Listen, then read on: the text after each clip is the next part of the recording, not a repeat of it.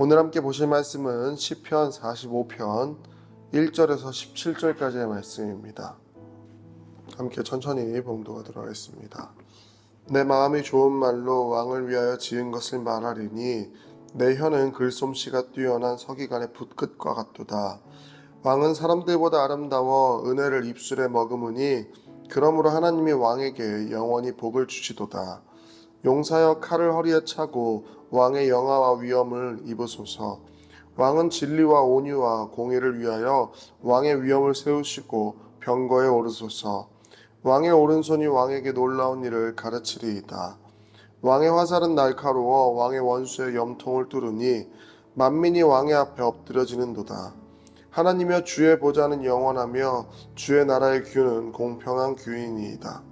왕은 정의를 사랑하고 악을 미워하시나니 그러므로 하나님 곧 왕이 왕의 즐거움의 기름을 왕에게 부어 왕의 동료보다 뛰어나게 하셨나이다. 왕의 모든 옷은 모략과 침향과 육개의 향기가 있으며 상하궁에서 나오는 현악은 왕을 즐겁게 하도다. 왕이 가까이 하는 여인들 중에는 왕들의 딸이 있으며 왕후는 오빌의 금으로 꾸미고 왕의 오른쪽에 서도다. 딸이여 듣고 보고 귀를 기울일지어다. 내 백성과 내 아버지의 집을 잊어버릴지어다. 그리하면 왕이 내 아름다움을 사모할지라. 그는 내 주인이시니 너는 그를 경배할지어다. 두로의 딸은 예물을 드리고 백성 중 부한 자도 내 얼굴 보기를 원하리로다. 왕의 딸은 궁중에서 모든 영화를 누리니 그의 옷은 금으로 수놓았도다. 수놓은 옷을 입은 그는 왕께로 인도함을 받으며 시종하는 친구 처녀들도 왕께로 이끌려 갈 것이라. 그들은 기쁨과 즐거움으로 인도함을 받고 왕궁에 들어가리로다. 왕의 아들들은 왕의 조상들을 계승할 것이라. 왕이 그들로 온 세계의 군왕을 삼으리로다. 내가 왕의 이름을 만세에 기억하게 하리니 그러므로 만민이 왕을 영원히 찬송하리로다. 아멘. 아멘.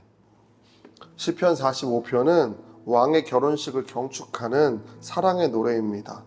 그러나 이 시편의 내용이 어떤 왕의 내용인지는 알 수 없습니다. 하지만 우리는 이 본문을 통해서 몇 가지를 생각해 볼 수 있습니다. 그리고 오늘 이 새벽에 집중해 보고자 하는 것은 결혼 예식이 우리에게 갖는 의미입니다. 먼저 결혼은 아름다운 예식이며 가장 중요한 예식 중에 하나입니다. 남녀가 서로 만나서 가정을 이루고 또 그 가정을 통해서 하나님에 대해 전해져 내려가는 것은 하나님의 놀라운 축복입니다.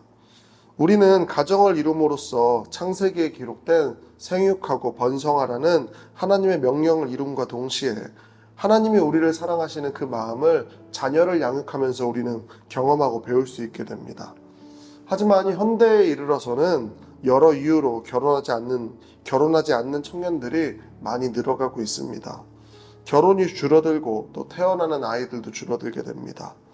사회적인 분위기가 이전과 달라졌고 또 결혼에 대한 부정적인 생각들 그리고 자녀를 양육하는 것이 얼마나 어려운지를 알게 되면서 많은 청년들은 결혼을 기피하고 있습니다.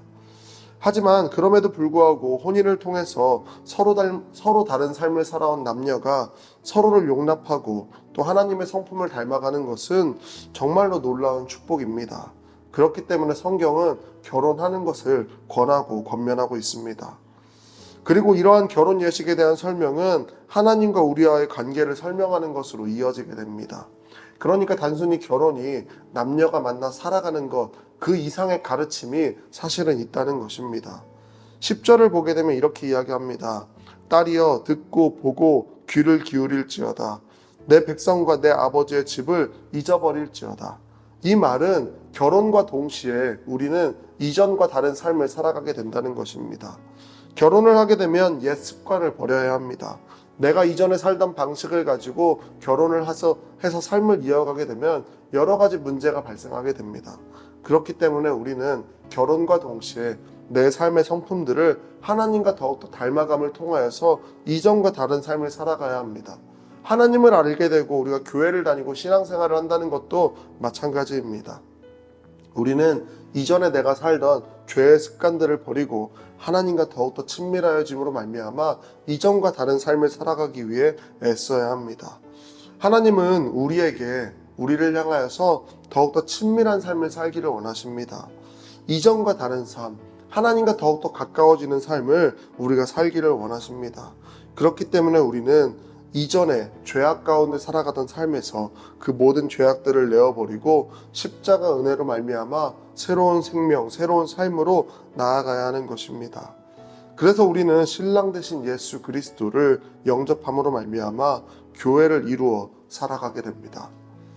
예수님을 신랑으로 맞이하고 내 삶에 있는 예전의 습관들을 내어버리고 우리는 바뀐 신분에 맞게 살아가야 합니다. 외적으로도 내적으로도 아름다운 모습과 바뀐 신분에 맞게 내적 성숙을 이루며 살아가야 한다는 것입니다.